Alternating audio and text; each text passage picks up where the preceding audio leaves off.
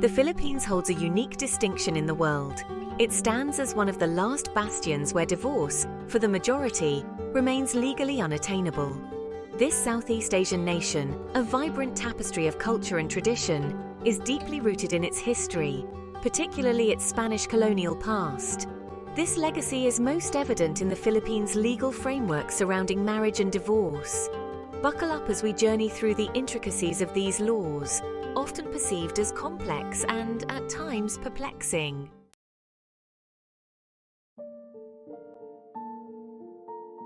To truly grasp the complexities of Filipino marriage and divorce laws, one must look back. The arrival of the Spanish in the 16th century brought with it not just colonialism, but also Catholicism. This religion, with its emphasis on marriage as a sacred, unbreakable bond, became deeply woven into the fabric of Filipino society. The Catholic Church's influence on Filipino values is undeniable, particularly when it comes to family and marriage. Divorce, seen as a direct contradiction of these values, has long been met with resistance.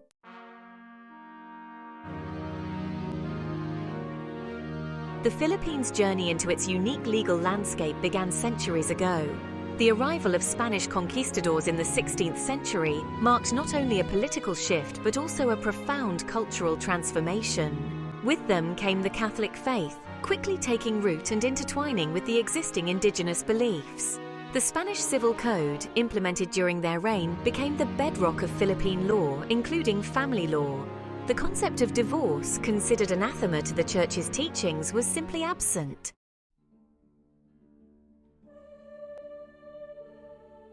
For centuries, the Catholic Church's teachings resonated deeply within Filipino communities. Marriage, deemed sacred and ordained by God, formed the bedrock of this family structure. This belief permeated every level of society, influencing social norms and shaping individual aspirations. The sanctity of marriage, enshrined in law and reinforced by the Church, became deeply ingrained in the Filipino psyche. Even as the Philippines transitioned from colonial rule to independence, the legacy of Spanish influence, particularly in family law, remained largely untouched.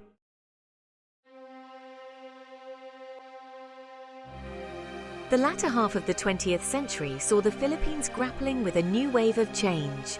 Modernization, globalization, and evolving social norms began to challenge traditional values. A growing segment of society, exposed to different cultural perspectives and grappling with the realities of unhappy or abusive marriages, sought legal recourse that the systems simply didn't offer. This internal conflict, playing out against a backdrop of deeply held religious beliefs, fueled heated debates. Calls for the legalization of divorce emerged, championed by those advocating for individual rights. However, these calls were met with staunch opposition from the Catholic Church and its allies.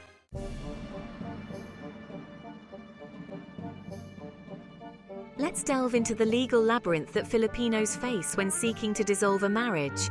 Our first stop, annulment. In essence, annulment declares a marriage null and void as if it never legally existed.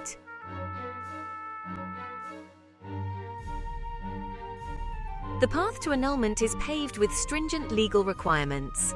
One such requirement involves the age of consent.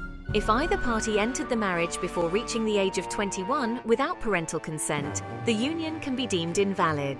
Another ground for annulment lies in the realm of psychological incapacity.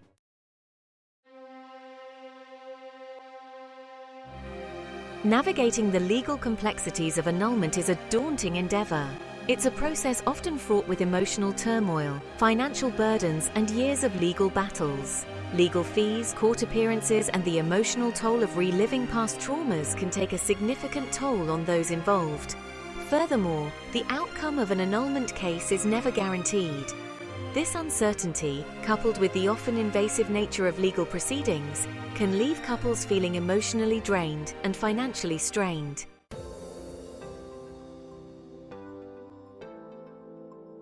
In the Philippines, where divorce remains largely inaccessible, legal separation offers a beacon of hope for couples seeking respite from troubled marriages.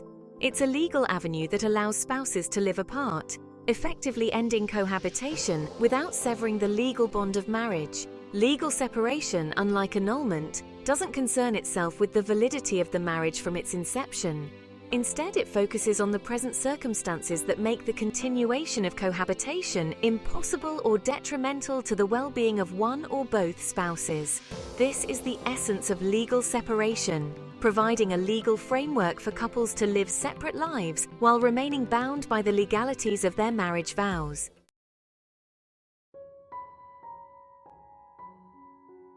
Seeking legal separation requires navigating a specific set of legal grounds. The Philippine legal system recognizes that separation is not merely a matter of fleeting disagreements, but rather a response to serious marital challenges. One of the most common grounds for separation is infidelity. Beyond infidelity, the law also acknowledges the devastating impact of abuse. Legal separation offers a pathway for victims to escape such situations, providing them with legal protection and the space needed to heal and rebuild their lives. Furthermore, substance abuse also stands as a justifiable ground for seeking legal separation.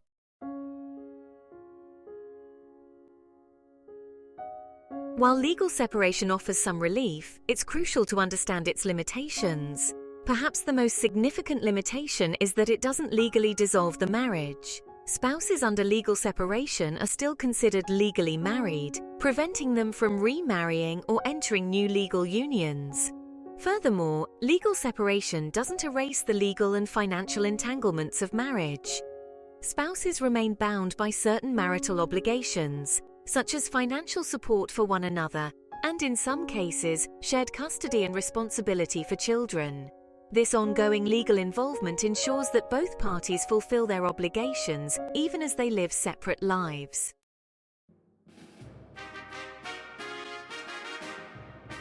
In the intricate tapestry of Philippine family law, the declaration of nullity of marriage stands as a distinct and often misunderstood concept. It's not merely another term for annulment, rather it delves into a different realm of legal arguments, focusing on marriages deemed invalid from their very inception. This means that in the eyes of the law, the marriage never truly existed due to fundamental flaws that predate the union itself. Imagine a house built on a foundation of sand. Similarly, a marriage declared null and void is like that house. It lacks the solid legal grounding of a valid union. If you found this information helpful, please subscribe to our channel and help us reach 1,000 subscribers.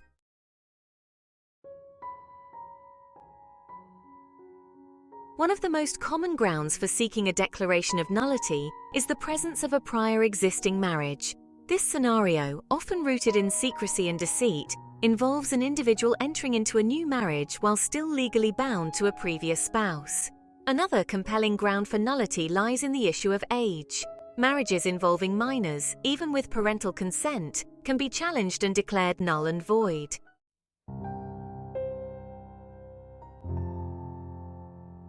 The pursuit of a declaration of nullity is not a decision to be taken lightly. It involves navigating the complexities of the Philippine legal system, often requiring the expertise of specialized family lawyers. Evidence gathering, witness testimonies, and meticulous documentation are crucial to building a compelling case. The process, much like annulment, can be emotionally draining, financially taxing, and agonizingly slow. Yet, for many, the pursuit of nullity represents a quest for justice, a way to rectify a wrong and reclaim their lives.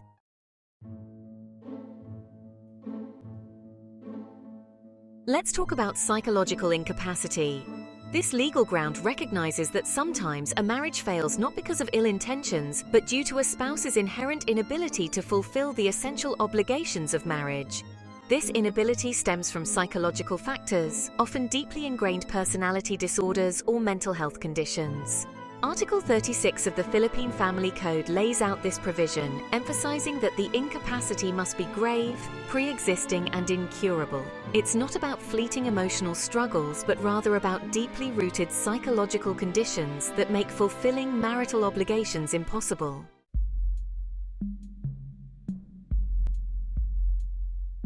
Proving psychological incapacity is where things get tricky. The burden of proof rests heavily on the petitioner, who must present compelling evidence to convince the court.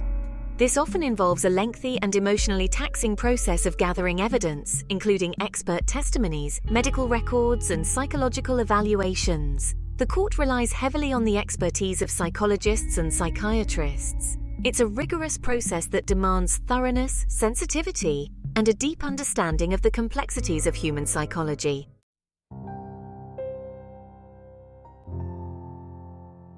While securing an annulment based on psychological incapacity is challenging, it offers a ray of hope for those trapped in marriages rendered untenable by a spouse's psychological condition. If the court rules in favor of the petitioner, the marriage is deemed void from the beginning, as if it never legally existed. This declaration allows both parties to move forward with their lives, free to pursue new relationships and remarry. Psychological incapacity offers a legal pathway for those seeking to rebuild their lives after experiencing the pain and heartbreak of a marriage irrevocably broken by psychological barriers.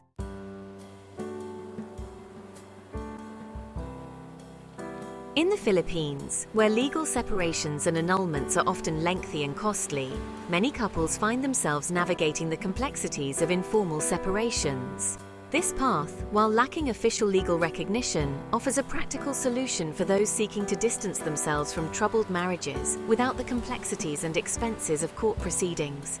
Imagine a quiet agreement between two people, a mutual understanding to live separate lives without severing the legal ties of marriage. Couples may choose to live apart, establish separate residences, and even divide assets without involving lawyers or courts. This approach, while seemingly straightforward, comes with its own set of challenges and considerations.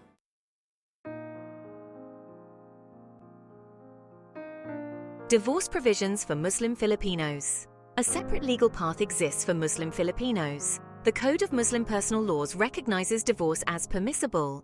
This stems from Islam's acceptance of divorce as a last resort. It provides a framework for divorce proceedings that align with Islamic principles.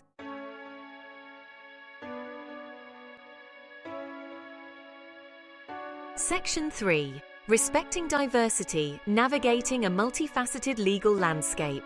The Philippines, a melting pot of cultures and religions, presents a unique legal landscape. The Catholic Church's influence shapes the legal framework for the majority, while also accommodating the practices of its Muslim minority. This balancing act reflects the complexities of evolving societal norms. Understanding these nuances is crucial for appreciating Filipino society.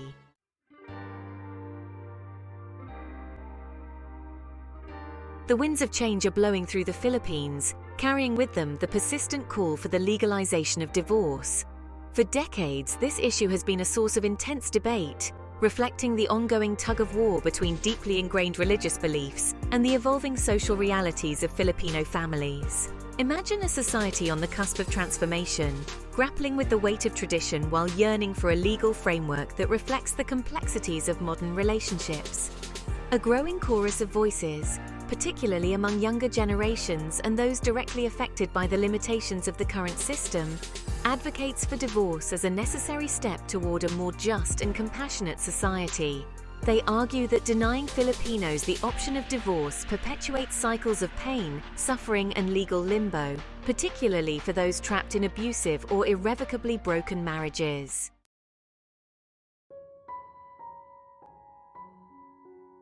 The debate surrounding divorce in the Philippines is far from one-sided. The Catholic Church, a powerful force in Filipino society, remains steadfast in its opposition, viewing divorce as a direct threat to the sanctity of marriage and the very fabric of family life.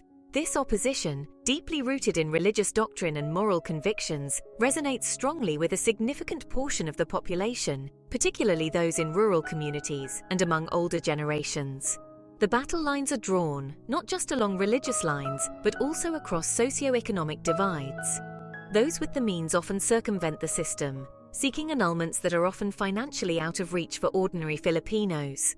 This discrepancy fuels the argument for divorce as a more equitable solution, ensuring that all Filipinos, regardless of their financial status, have access to legal avenues for ending irreconcilable marriages.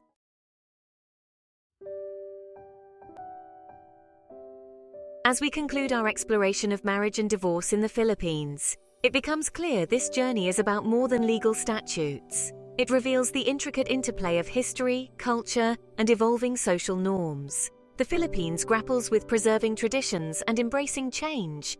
The absence of divorce speaks volumes about the Catholic Church's influence, and the deeply rooted belief in the sanctity of marriage. Understanding marriage and divorce laws in the Philippines requires empathy for cultural and religious beliefs.